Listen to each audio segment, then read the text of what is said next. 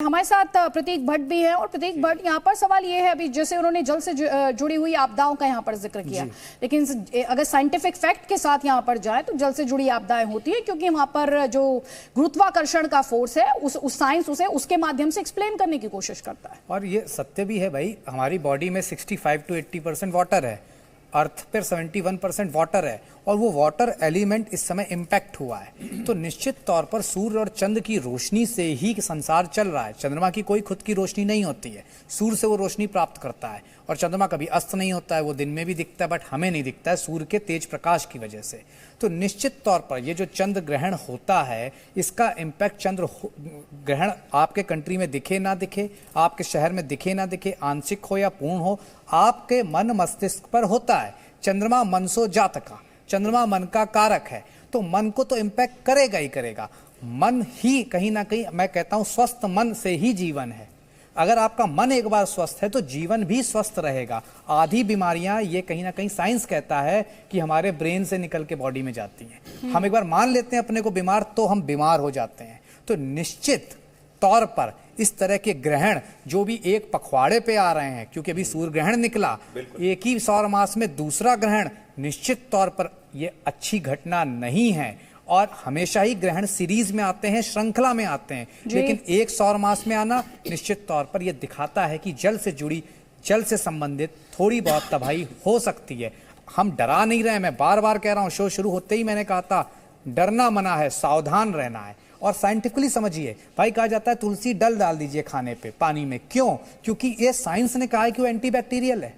कहा जाता है दूरवा डाल दीजिए। 2015 एफडीए ने कहीं ना कहीं पब्लिश किया इस आर्टिकल को कि दूरवा में कहीं ना कहीं एंटीबैक्टीरियल है। तो वही चीज हम डालने को बोल रहे हैं आपसे कि कंटिन्यूअस आप इन सब चीजों को डालिए। इस दौरान परहेज कर लीजिए। 4 to 7 बच्चे, बुजुर्ग, गर्भवती महिलाएं, इनके लिए परिहार है, ये कुछ भी खा सकते हैं, लेकिन इनके अलावा सब 4 to 7 रुक जाएं। भाई इतना बड़ा समय नहीं है, 3 आवर है ओवरऑल। और उसके बाद आपने अगर तुलसी दल डाल दिए, उसके बाद उसका ग्रहण कर सकते हैं। क्योंकि सूर्य चंद्र की रोशनी पृथ्वी पर ना आ पाने की वजह से अदिति जी, बैक्टीरिया कहीं ना कहीं मोर एक्टिव हो जाते हैं, और वो मोर एक्टिव होने की वजह से ही हम पर इफेक्ट करते हैं। तो साइंस को, एस्ट्रोलॉजी को, अगर हम साइंस विद एस्ट्रोलॉजी या एस्ट्रोलॉजी विद साइंस अगर समझेंगे तो चीजों की तह तक जा पाएंगे।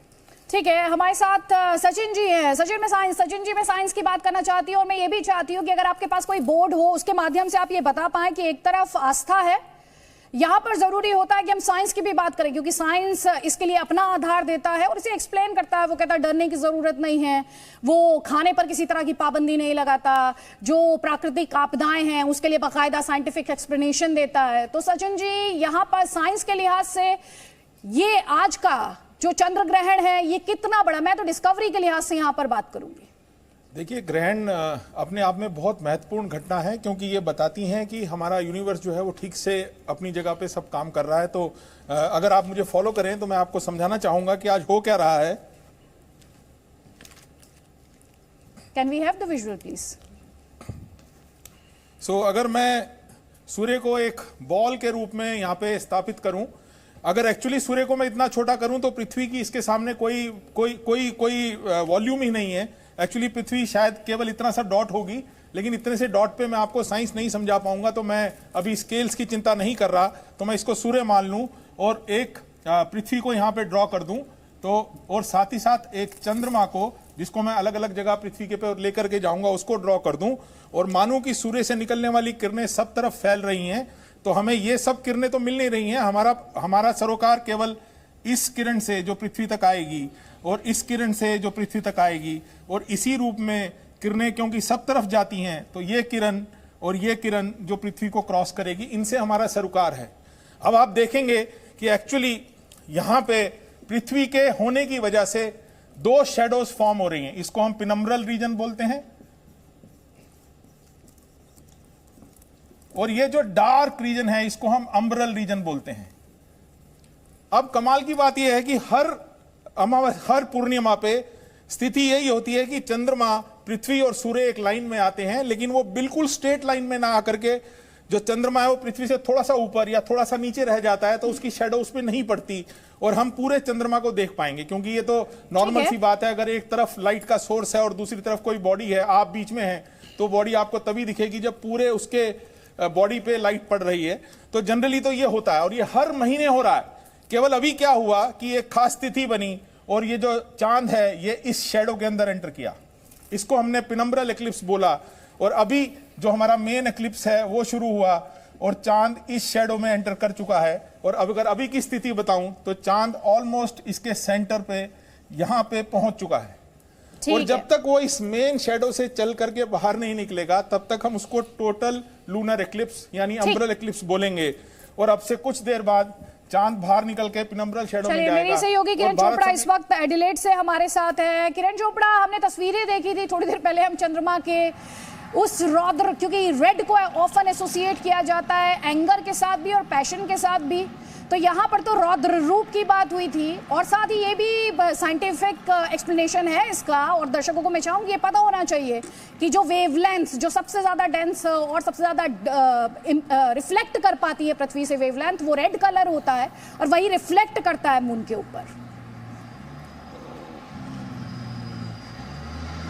बिल्कुल, ये बेहद खूबसूरत तस्वीर है अदिति। मैं आपको कहूँ ब्लड मून इसको कहेंगे और फुल ब्लड मून हमको यहाँ पर दिखा। मैं देखिए मेरे पीछे ये खूबसूरत नज़ारा है और यहाँ पर टाइम दिया गया था 9:29 का फुल टोटल लूनर एक्लिप्स का। और इस वक्त यहाँ पर एडिलेड की बात करूँ तो 10:12 पर हो रहे हैं, यानी कि वो समय जब पूरा चांद एकदम रेड था, वो हमने अपनी आंखों से देखा और तस्वीरें भी हमने अपने कैमरा पर्सन के जरिए पूरे जी न्यूज़ तक पहुंचाई। अब धीरे धीरे वो जो छाया थी अदिति, वो छटने लगी है। अब आप धीरे धीरे देखेंगे कि हल्के तकरीबन मुझे लगता है आधे पौने घंटे में थोड़ा यहाँ पर चांद निकल के वापस रोशनी में दिखने लगेगा। जो फुल रेड मून कहा जा रहा है, फुल ब्लड मून, वो यहाँ पर अब से थोड़ी देर पहले देखा गया। और अगर ऑस्ट्रेलिया की मैं पर्टिकुलरली बात करूँ तो कहा जा रहा है ये फुल लूनर एक्लिप्स 2025 तक ऑस्ट्रेलिया में नहीं दिखने वाला। हमारी खुशकिस्मती है ये कि आसमान बिल्कुल साफ है, कोई बादल नहीं थे। ऑस्ट्रेलिया का वेदर वैसे बड़ा अनप्रिडिक्टेबल रहता है, लेकिन आज की रात ऑस्ट्रेलिया के लोगों के लिए बेहतरीन रात है, क्योंकि खूबसूरत नज़ारा और अद्भुत नज़ारा यहाँ के लोग देख पा रहे हैं। ये जो हम अपनी तस्वीरें खुद आपके अपने कैमरा पर्सन के जरिए भी आप तक पहुँचा रहे हैं। जी अदिति, तो इंटरेस्टिंग तस्वीरें हैं, इंटरेस्टिंग एक्सप्लेनेशंस भी हैं। जल्दी से कमेंट यहाँ पे डॉक्टर वाई राखी आपका, आप देख रही हैं साइंस अपने तरीके से इसे एक्सप्लेन करता है और कोई भी ऐसा पहलू नहीं है इसका जिसके लिए साइंस के पास इसका एक्सप्लेनेशन ना हो। तो क्या सिर्फ इसे एक टकराव के तौर पर ही देखा जाएगा या दोनों के बीच बेटर कोऑर्डिनेशन नहीं हो सकता, समन्वय नहीं हो सकता? कोऑर्डिनेशन हो सकता है, पर वो साइंस के लोगों को हमारे साथ कोऑर्डिनेशन करने की जरूरत है। यहाँ जितने भी ज्योतिष बैठे हैं वो मेरी बात से पूरी तरह सहमत होंगे कि हम ऐसा मानते हैं ज्योतिष की आत्मा जो है वो विज्ञान ही है। तो विज्ञान के बिना ज्योतिष चल ही नहीं सकता है। ज्योतिष को जो हम जब भी विज्ञान की बात करते हैं हम साइंटिफिक रीजंस भी बताते हैं कि अगर हम ये काम करें, हम पीपल के पेड़ लगवाते हैं तो क्यों लगवाते हैं, सुबह शाम दोनों टाइम वो ऑक्सीजन देते हैं, ये हमारे लिए, हमारी हेल्थ के लिए, आने वाली जनरेशन के लिए अच्छा है। लेकिन साइंस को पता नहीं क्यों ज्योतिष से प्रॉब्लम है और वो नहीं मानते हैं, लेकिन उनका अपना एक पैनल है। लेकिन मैं एक बात बोलूंगी कि ये ग्रहण का खुले आंखों से दिखना सही बात नहीं है। जैसा कि पैनल पे बैठे सभी लोग कह रहे हैं कि इसका जल तत्व से असर जरूर दिखाई देगा। मैं कहूंगी मछलियों पर भी दिखाई देगा। मछलियों से जुड़ी हुई आने वाले टाइम में कोई बीमारी आ सकती है, तकलीफ हो सकती है। चंद्रमा मन का कारक, बार बार मन के हारे हार है, मन के जीते जीत। और जैसे कि अभी आपसे पहले राम पूछ रहे थे कि आने वाले टाइम में क्रिकेट पर इसका क्या असर होगा, तो मैं बता दूं मंगल 14 तारीख को वक्र जो है वृषभ राशि में प्रवेश करने जा रहे हैं और मंगल का वृषभ राशि में प्रवेश अच्छा नहीं है, तो हमारे जो खेलों पर है इसका असर जरूर पड़ेगा। उनकी परफॉर्मेंस थोड़ी डाउन होती हुई जरूर आगे दिखाई देगी और खेल थोड़े आसान जो थे वो थोड़े जो है कठिन होते हुए दिखाई देंगे। इंडिया जो वर्ल्ड कप का सेमीफाइनल खेलेगा, आप उसके लिए कह रही हैं उस पर चंद्र ग्रहण की छाया पड़ेगी? चंद्र ग्रहण की छाया भी पड़ेगी और मंगल जो अपना स्थान परिवर्तन कर रहा है उसकी छाया पड़ेगी। मैं बता दूं गुरु इस वक्त अपनी ही राशि में है, शनि इस वक्त अपनी ही राशि में है, शनि भी राशि परिवर्तन करने वाला है।